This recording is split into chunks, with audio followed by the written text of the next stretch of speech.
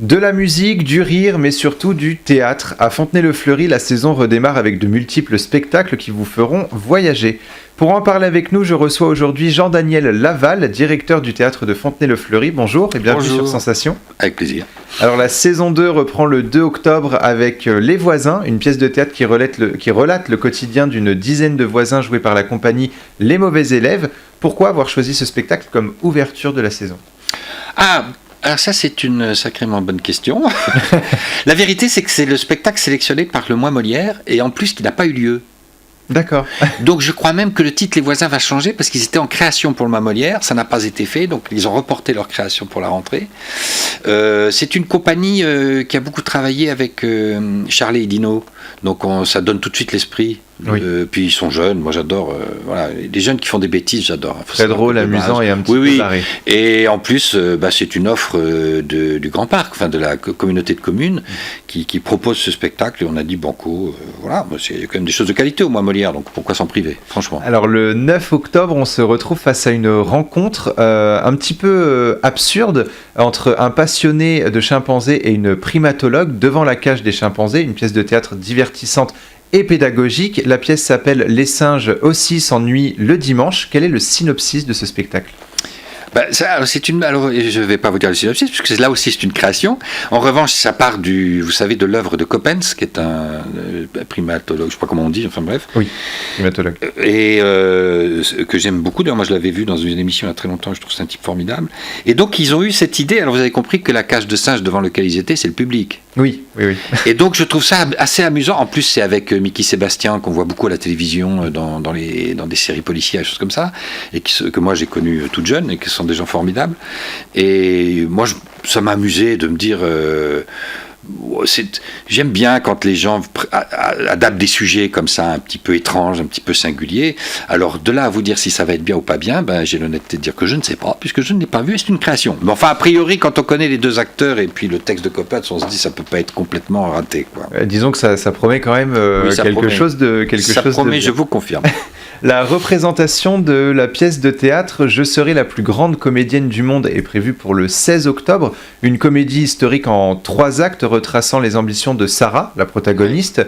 La pièce a d'ailleurs reçu le Grand Prix du théâtre 2020. C'était donc important pour le théâtre de Fontenay-le-Fleury de la faire en représentation. Mais c'est surtout que c'est nous qui avons créé ce Grand Prix. Et la dotation de ce Grand Prix est une chose formidable. C'est la création au théâtre de Fontenay et puis le soutien après pour des tournées. C'est une édition du texte par la librairie Marivaux de Paris, qui est la seule librairie théâtrale connue à ce jour avec l'Odéon, et c'est une captation faite par la Compagnie des Indes, qui est la numéro 1 dans les captations théâtre, qui font l'opéra, la comédie française et tout ça. Et tous ces gens se sont réunis pour offrir cette dotation aux œuvres qui sont sélectionnées par un jury. Alors c'est un jury très populaire, hein, c'est pas un jury de combinards et de copains et tout ça, c'est des gens, c'est le professeur d'une école, c'est des choses comme ça. Et cette année, ils ont choisi cette pièce autour de Sarah Bernard, qui est plutôt assez amusante. Il y a Victor Hugo, il y a de ça. Et celle-là va être confiée en mise en scène par, a priori, on attend la réponse, mais deux très jeunes filles qui vont lancer cette affaire. Et quel est justement l'univers de cette pièce ?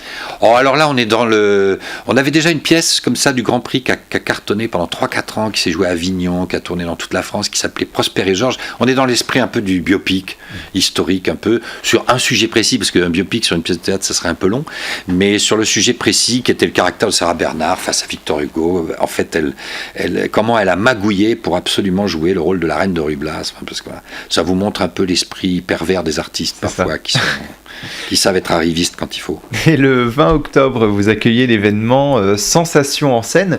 De nombreux artistes sont programmés comme Sommeil ou encore Tony Bastian. On écoute un extrait de Sommeil, Dis-moi pourquoi, et on en parle juste après.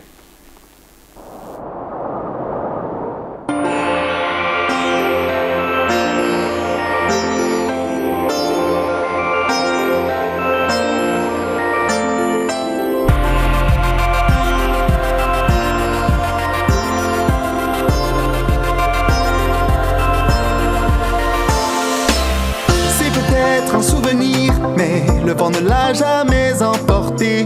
Aujourd'hui, je peux le dire, elle a mis mon cœur en centre. À chaque chair, j'entends nos rires et j'entends aussi les grillons chanter. Chez toi, j'ai connu le pire, mais tu as su rester tendre. C'est le passé, quoi qu'on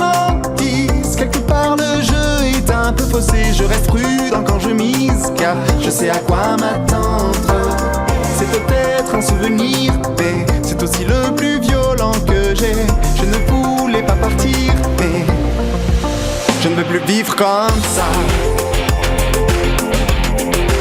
Je ne veux plus vivre comme... Donc Sensation en scène le 20 octobre, quelles sont vos motivations à donner de la visibilité à ces jeunes chanteurs ?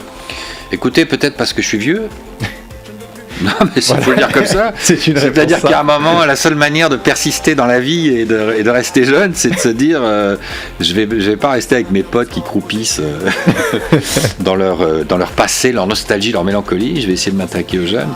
Non, franchement, écoutez, avec le recul, je trouve qu'ils sont parfois plus doués que ce qu'on ne pouvait l'être, avec leurs outils, leurs moyens modernes, contemporains. Franchement, écoutez, vous-même, vous êtes témoin, là, pendant le confinement, il y a eu des expériences sur YouTube au niveau de la créativité extraordinaires, mais extraordinaires, des trucs, je suis tombé par terre. Je me dis, pourquoi ces gars-là, on les voit pas ? C'est ça qui est incroyable. Je repensais même à des gars qui sont connus par YouTube et pas sur des grandes scènes, c'est quand même... Alors que c'est eux qui devraient venir, je sais pas, ne serait-ce que des gens très simples comme Max Bird, que je connais, parce qu'il avait fait le concours, j'étais dans le jury du concours d'humour de Rocancourt. Quand je vois ce mec-là, il est tout simple, il est drôle, c'est un mec gentil. Pourquoi ces mecs-là, ils sont pas sur scène ? Je comprends pas où est le blocage.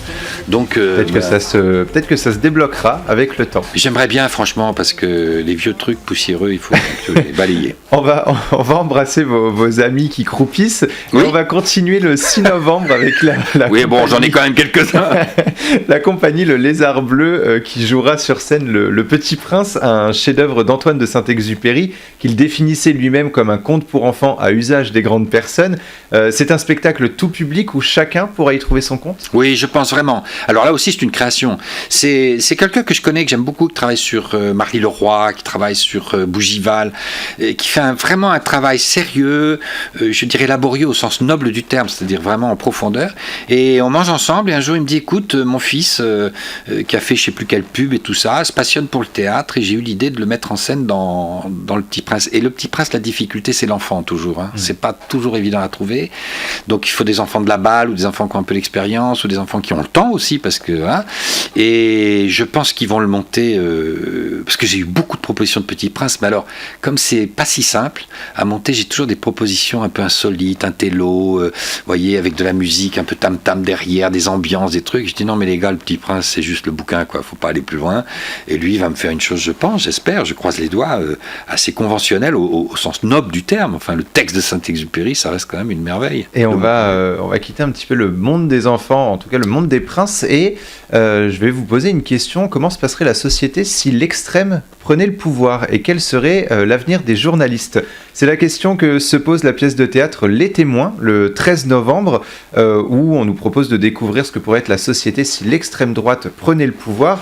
De nombreux médias en ont justement parlé comme Télérama, Le Monde ou encore France Culture. C'est une pièce de théâtre qui a fait et qui fait beaucoup de bruit. Quel est le souhait de Yann Rezeau, le metteur en scène ?